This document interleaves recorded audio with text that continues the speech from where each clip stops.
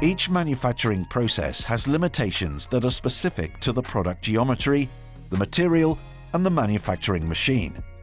To speed up the manufacturing design process, Flanders Make has developed a method to collect the in-house manufacturing expertise and knowledge and apply it efficiently and consistently on the CAD design process.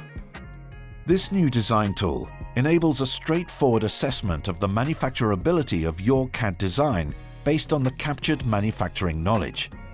For example, our tool assesses a beamer cover part to be designed for an injection molding process. The tool assists the CAD designer in assessing limits for different aspects of manufacturability in a straightforward workflow. Based on the tool's feedback, several design iterations by the CAD engineer lead to a final design that is free of manufacturing errors and flaws.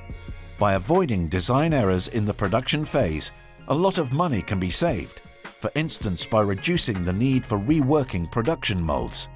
It also significantly reduces the development time of the overall CAD design process.